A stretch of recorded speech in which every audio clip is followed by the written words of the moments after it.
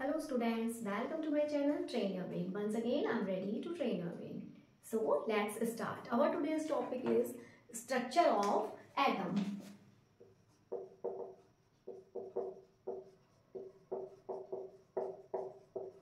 For class 9th, ये chemistry का topic है आप लोगों का। तो केमिस्ट्री के जितने भी चैप्टर अभी तक आपने स्टडी किए हैं उसमें मॉलिक्यूल्स और एटम के बारे में आपने जाना और डाल्टन्स थ्योरी भी आपने पढ़ी है। तो according to Dalton's theory atom is indivisible, यानी कि एटम जो है वो उसको फर्दर डिवाइड नहीं किया जा सकता है। तो लेकिन आप ये भी जानते हैं कि जितने भी सब्सटेंस है वो सब किसी मैटर से मिलकर बने हैं और मैटर जो है वो एटम से मिलकर तैयार हुआ है। एटम जो है किसी भी मैटर की सिंगल यूनिट होता है स्ट्रक्चरल। तो अब ये यहाँ पर ये सवाल उठता है कि क्या जितने भी मैटर हैं वो सभी सेम काइंड ऑफ एटम्स से मिलकर बने हैं या different kind of metal atom से मिलकर बने हैं। अगर डिफरेंट काइंड ऑफ एटम से मिलकर तैयार हुए हैं तो एटम्स के बीच डिफरेंस कैसे किया जा सकता है।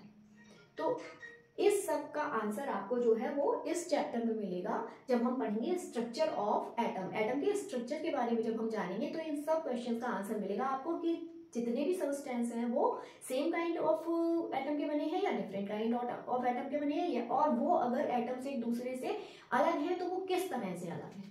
ठीक है, तो बात करेंगे आज हम स्ट्रक्चर ऑफ एटम की। तो स्ट्रक्चर ऑफ एटम जो है वो एक सीरीज ऑफ एक्सपेरिमेंट का रिजल्ट है, यानी कि एक बार में नहीं जो है वो पता चला है कि कैसा है स्ट्रक्चर एटम का। तो कई साइंटिस्ट ने कई एक्सपेरिमेंट किए, उसके बाद जाकर एक डेफिनेट जो है वो शेप पता चली एटम की किस तरह का है।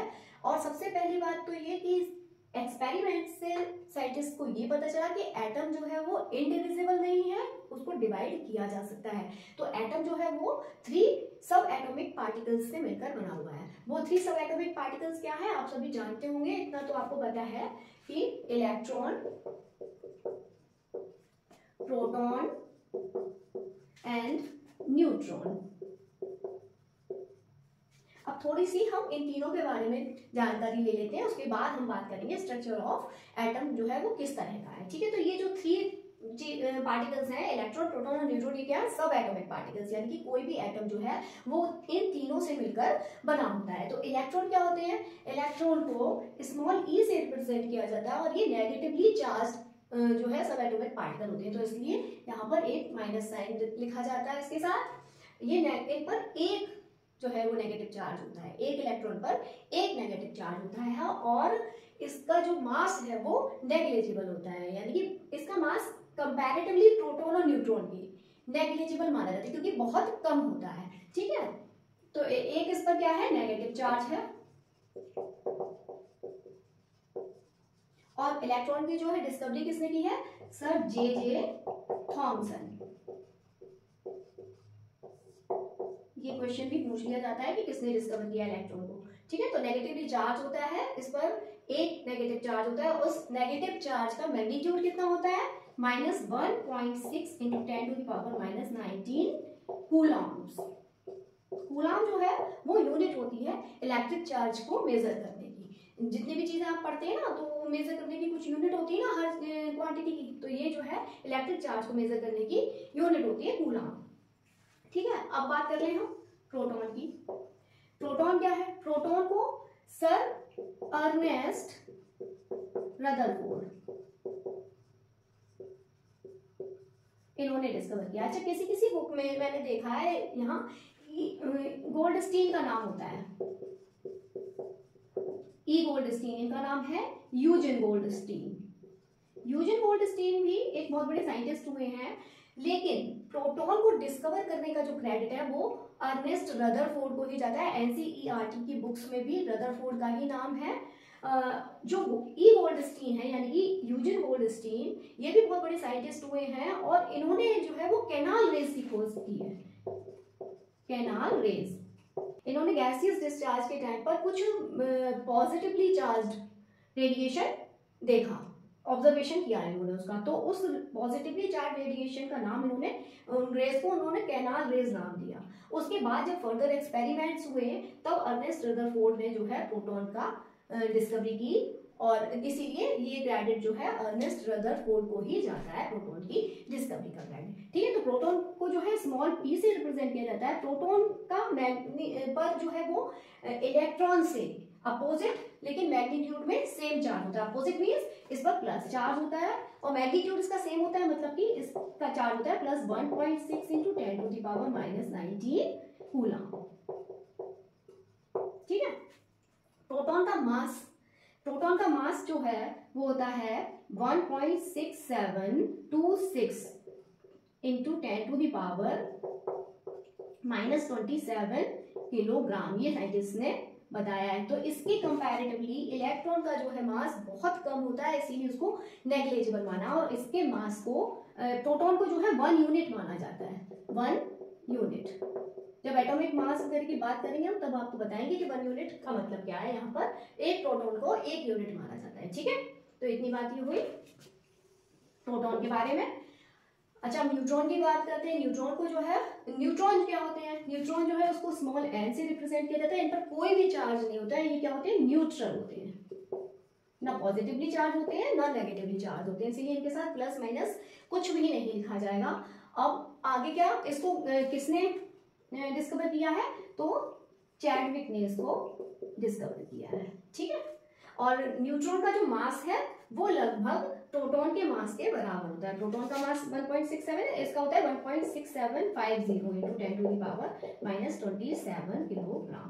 प्रोटॉन का मास होता है 9.1093 into 10 to the power minus 30 kilogram. अब देखिए यहाँ पर ये जो है वो नंबर जो है वो बड़ी लग रही है यहाँ पर देखने में आपको, लेकिन यहाँ इस पर मत जाइएगा। ये देखिए पावर कितने हैं, यहाँ पर देखिए -27 पावर है, यहाँ पर -30 पावर है, इसलिए ये जो है वो मैग्नीट्यूड कम है और ये मैग्नीट्यूड ज्यादा है। इसलिए अगर इनका कंपैरिजन किया जाए तो ये होता है 1840 इसका मास ऑफ प्रोटॉन के मास ऑफ इलेक्ट्रॉन कितना होता है 1.1840, यानी कि मतलब नेग्लिजिबल। इतना कंपैरिजन करोगे तो आप इतना बैठेगा इसका, तो इसलिए इसको नेग्लिजिबल दिया जाता है। ठीक है, तो मास जो है इसका नेग्लिजिबल है और इस पर एक माइनस चार्ज है, तो इसको किस तरह से लिखा जाता है? इलेक्ट्रॉन -1 और ऊपर 0। यहाँ पर जो है वो एटॉमिक मास लिखा जाता है और नीचे जो है वो एटॉमिक नंबर लिखी जाती है। जब आपको समझाएंगे तब बताएंगे कि किसी एलिमेंट के नंबर के साथ कैसा होता है। तो उसी तरह से अगर इसको लिखा जाएगा तो इस तरह लिखा जाएगा।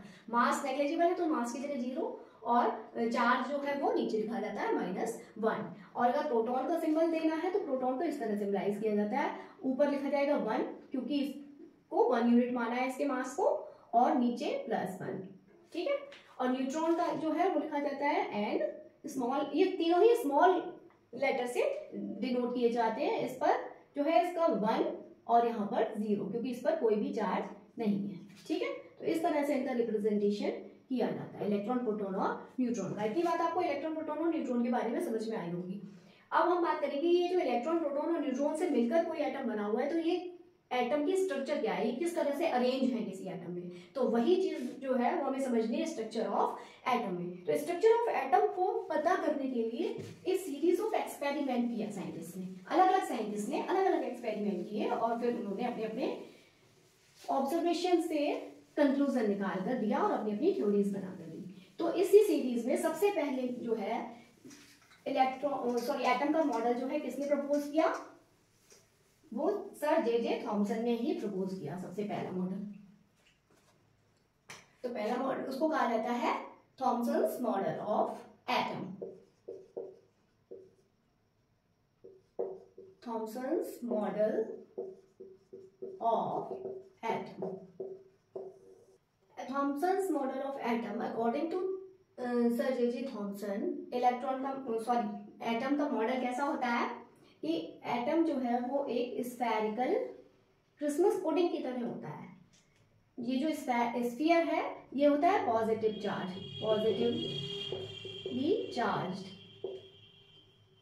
पुडिंग है ये, और इसमें नेगेटिवली चार्ज जो इलेक्ट्रॉन है वो एम्बेडेड है। किसकी तरह एम्बेडेड है? जैसे कि पुडिंग में करंट यानी कि ड्राई फ्रूट्स एम्बेडेड होते हैं, ये नेगेटिव चार्ज जो है वो एम्बेडेड है और स्कैटर है कहीं कहीं। या फिर आप इसको वाटरमेलन की शेप भी कह सकते हैं, वाटरमेलन की तरह आपने कट किया हुआ वाटरमेलन देखा है ना कि उसमें जो सीड्स हैं वो एम्बेडेड होती हैं उसके रेड वाले पोर्शन में, तो आप उसको उससे भी कंपेयर करके देख सकते हैं। ये इलेक्ट्रॉन्स, और इनके थॉमसन के मॉडल को क्या कहा जाता है, plum pudding model.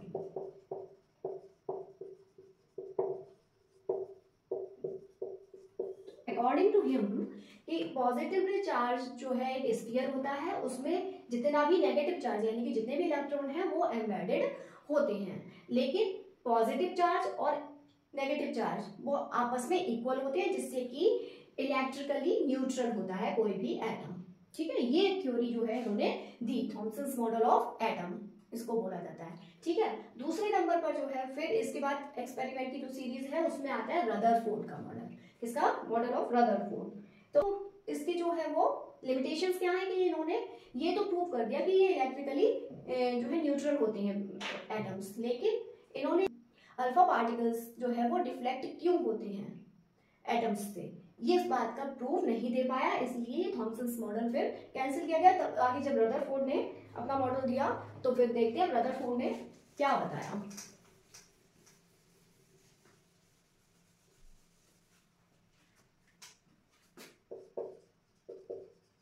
Rutherford's model, ठीक है, रदरफोर्ड्स मॉडल में उन्होंने एक्सपेरिमेंट डिजाइन किया। तो सबसे पहले ये समझेंगे कि क्या एक्सपेरिमेंट डिजाइन किया उन्होंने। एक थिन गोल्ड फॉइल ली, उस पर अल्फा पार्टिकल्स की बौछार की या बम्बार्डमेंट किया या थ्रो किए उस पर अल्फा पार्टिकल्स। तो उन्हें जो कुछ भी देखने को मिला उससे उन्होंने जो कुछ भी ऑब्जर्व किया उससे कंक्लूजन निकाल के अपना जो है एटम का मॉडल दिया। तो वो एक्सपेरिमेंट पहले हम समझेंगे कि उन्होंने गोल्ड की ये थिन फॉइल क्यों ली, क्योंकि गोल्ड जो है वो हाईली वेलेबल है, तो उसकी बहुत ही थिन शीट बनाई जा सकती है, इसीलिए उन्होंने गोल्ड फॉइल ली, क्योंकि उन्हें बहुत ही थिन शीट चाहिए थी किसी भी एटम के पार्टिकल्स की। ठीक है, उसके बाद अल्फा पार्टिकल्स क्या होता है, अल्फा पार्टिकल्स जो है वो हीलियम के डबली चार्ज्ड पॉजिटिव आयन होते हैं। ठीक है, तो क्या किया उन्होंने, जो गोल्ड फॉइल ली उन्होंने वो लगभग 1000 एटम्स थिक थी। ठीक है, तो ये गोल्ड फॉइल को अगर हम माइक्रोस्कोप के नीचे देखेंगे तो कुछ इस तरह से इसके एटम्स जो है दिखाई देंगे। तो ये एक छोटा सा पार्ट बना लेते हैं हम गोल्ड फॉइल का। ठीक है, फिर एक्सपेरिमेंट को इनके समझेंगे। ये इस तरह से ये गोल्ड फॉइल है। तो ये एक्सपेरिमेंट क्यों किया गया, क्योंकि इनको ये पता लगाना था कि जो पॉजिटिव चार्ज है एटम के अंदर वो कहां पर प्लेस्ड है। ठीक है, तो अब ये बात पता चल चुकी है कि न्यूक्लियस में प्लेस्ड होते हैं सारे पॉजिटिव पार्ट। उस समय ये बात नहीं पता थी, तो यहाँ पर इन्होंने जब बम्बार्डमेंट किया या थ्रो किए जब अल्फा पार्टिकल्स की बौछार की इस गोल्ड फॉइल के ऊपर, तो क्या देखने को मिला इनको, ऑब्जर्वेशन जो है इनका क्या रहा, क्या हुआ, कुछ रेस जो थी, कुछ पार्टिकल्स थे वो सीधे निकल गए, सिर्फ कुछ नहीं, मोस्ट ऑफ द पार्टिकल्स जो है वो फॉइल के एटम्स से बिल्कुल सीधे निकल गए। ठीक है, इस तरह से सम ऑफ द पार्टिकल्स में इन्हें क्या देखने को मिला, एक हल्का सा डिफ्लेक्शन देखने को मिला, यानी कि जो न्यूक्लियस के थोड़ा सा आसपास से होकर गुजरे तो उनमें हल्का सा डिफ्लेक्शन देखने को मिला अपने पथ से, कोई इधर डिफ्लेक्ट हुआ कोई उधर, इस तरह से डिफ्लेक्शन देखने को मिला। वो डिफ्लेक्शन क्यों, क्योंकि पॉजिटिव जो है वो पॉजिटिव को रिपल करता है ना, इसलिए ये डिफ्लेक्शन देखने को मिला।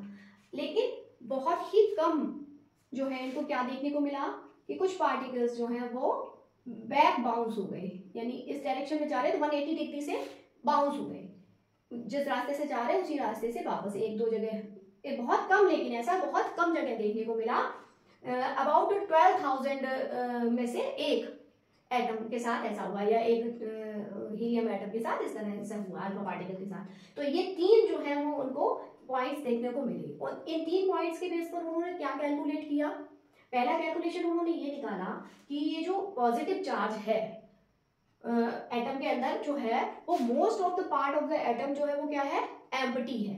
एम्प्टी क्यों बोला उन्होंने, क्योंकि अधिकतर जो अल्फा पार्टिकल्स थे वो बिल्कुल स्ट्रेट निकल गए, ठीक है, थ्रू द गोल्ड फॉइल, और जो कुछ पार्टिकल्स डिफ्लेक्ट हुए, इसका मतलब उन्होंने ये निकाला कि बहुत थोड़ा सा वॉल्यूम जो है वहां उसकी थोड़े से वॉल्यूम में ही सारे पॉजिटिव आयंस या पॉजिटिव पार्ट जो है एटम का वो एक जगह कंसंट्रेट है, और तीसरा इन्होंने ये पॉइंट निकाला कि जो डिफ्लेक्शन हुआ है, जहां से बिल्कुल 180 डिग्री पर डिफ्लेक्शन हुआ है या रिबाउंस हुई है कुछ जो अल्फा पार्टिकल्स, वहां पर इन्होंने ये कंक्लूजन निकाला कि जो एक पॉजिटिव पार्ट है वो एक जगह सेंटर में, एटम के सेंटर में कंसंट्रेटेड है। इस तरह से 3 जो है इन्होंने कंक्लूजन निकाले, उसके बेस पे उन्होंने अपना एटॉमिक मॉडल में 3 पॉइंट्स दिए। वो 3 पॉइंट्स क्या क्या है आइए देख लेते हैं हम लोग।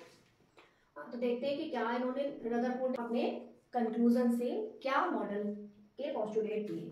इन्होंने कहा there is a positively charged centre in an atom called nucleus. इन्होंने बताया कि एटम में एक पॉजिटिवली चार्ज सेंटर होता है जिसको न्यूक्लियस कहा जाता है, और लगभग एटम का पूरा मास वहीं उसके सेंटर में ही यानी न्यूक्लियस में ही कंसंट्रेट होता है।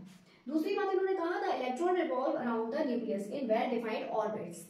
यहाँ पर इन्होंने कहा कि इलेक्ट्रॉन्स जो हैं वो न्यूक्लियस के चारों तरफ वेल डिफाइंड ऑर्बिट्स में रिवॉल्व कर रहे हैं। और तीसरी बात इन्होंने ये कही कि the size of the nucleus is very small as compare to the size of the atom. Atom के साइज के अगर कंपैरिजन किया जाए न्यूक्लियस का साइज तो बहुत ही स्मॉल होता है, बहुत छोटा सा न्यूक्लियस पाया जाता है पूरे एटम में। तो ये 3 जो है पोस्टुलेट इन्होंने दिए अपने मॉडल के। तो इसमें जो है वो इसकी लिमिटेशंस या ड्रॉबैक्स या शॉर्टकमिंग्स कह सकते हैं मैंने। तो ये क्या थी कि जब ये बात इन्होंने कही कि रिवॉल्व कर रहे हैं, तो अगर इलेक्ट्रॉन्स रिवॉल्व कर रहे हैं एटम के चारों तरफ, तो साइंटिस्ट ने ये कहा कि अगर वो रिवॉल्व कर रहे हैं तो वो क्या करेंगे, एनर्जी रेडिएट करेंगे। और एनर्जी रेडिएट करेंगे तो एक टाइम ऐसा आएगा कि जब वो न्यूक्लियस में जाकर गिर जाएंगे, क्योंकि एनर्जी रेडिएट करने से उनकी एनर्जी जो है वो डाउन होती चली जाएगी। तो कुछ इस तरह से बनेगा वो कंडीशन, वो जाकर न्यूक्लियस में गिर जाएंगे अगर रिवॉल्व कर रहे हैं तो।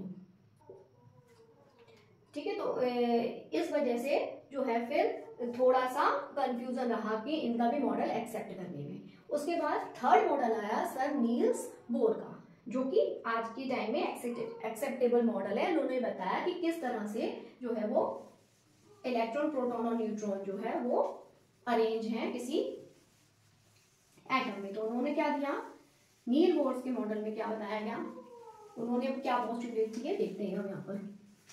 सर नील्स बोर के मॉडल में उन्होंने 4 पोस्टुलेट्स दिए, उनमें से देखते हैं कि क्या क्या बताया उन्होंने अपने मॉडल में। इन्होंने क्या है, जो रदरफोर्ड ने मॉडल दिया था उसको ही थोड़ा सा और अच्छे से एक्सप्लेन किया और उस पर स्टडी कर उसको अच्छे से एक्सप्लेन किया। तो देखिए क्या बताया इन्होंने, an atom consists of a very small central core with all the positive charge is called as nucleus. यानी कि एक सेंट्रल कोर यानी कि बहुत ही स्मॉल सेंट्रल कोर होती है जहां पर जितना भी पॉजिटिव चार्ज है वो सेंटर्ड रहता है, और इसको बोला जाता है न्यूक्लियस। दूसरी बात उन्होंने कही कि only certain special orbits known as discrete orbits of electrons are allowed inside the atom. यानी एटम के अंदर कुछ डिस्क्रीट ऑर्बिट्स यानी कि डेफिनिट ऑर्बिट्स होती हैं वही अलाउ करती हैं, उन्हीं में जो है वो रोटेशन जो है अलाउ होता है इसका, इलेक्ट्रॉन्स का। ठीक है, तो कुछ जो है तो उसमें ये 4 तरह की ऑर्बिट्स होती है। देखिए 1 2 3 4। इन ऑर्बिट्स को शेल भी बोला जाता है, SHEL। इन ऑर्बिट्स को शेल भी बोला जाता है, ऑर्बिट और शेल। ठीक है, तो इनको जो है वो नाम दिया जाता है KLM और N, capital KLM N capital है, अंदर से बाहर की तरफ। ठीक है, और काउंटिंग भी first shell K, second L, third M और फोर्थ N होती है। ठीक है, अब देखिए नेक्स्ट पॉइंट देखिए, the centripetal force required for the circular motion. Circular motion कर रहे हैं ना क्योंकि सारे इलेक्ट्रॉन्स, तो उनके लिए जो सेंट्रीपिटल फोर्स है वो रिक्वायर्ड होता है। तो वो कहाँ से मिलता है, provided by the electrostatic force of attraction. किससे प्रोवाइड किया जाता है, इलेक्ट्रोस्टैटिक फोर्स ऑफ अट्रैक्शन से प्रोवाइड होता है। जो किसके बीच होती है, इलेक्ट्रॉन्स और न्यूक्लियस के बीच। यानी इलेक्ट्रॉन जो है वो नेगेटिवली चार्ज है और न्यूक्लियस पॉजिटिवली चार्ज है, तो उनके बीच जो है एक इलेक्ट्रोस्टैटिक फोर्स ऑफ अट्रैक्शन होता है जो कि इलेक्ट्रॉन्स को सेंट्रीपिटल फोर्स प्रोवाइड करता है सर्कुलर मोशन के टाइम पर। ठीक है, और फोर्थ पॉइंट उन्होंने ये बताया कि while revolving on orbits the electrons do not radiate energy. जब इलेक्ट्रॉन्स ऑर्बिट में रोटेट कर रहे होते हैं तो वो एनर्जी रेडिएट नहीं करते हैं, इसीलिए इन ऑर्बिट्स को स्टेशनरी ऑर्बिट कहा जाता है या फिर इनको एनर्जी लेवल कहा जाता है। ठीक है, तो ये 4 एनर्जी लेवल होते हैं उसमें, के, एल, एम, एन और ये न्यूक्लियस होता है। ये नील्स बोर का एटॉमिक मॉडल होता है, नील्स बोर, और यही जो है एक्सेप्टेड मॉडल ऑफ एटम है।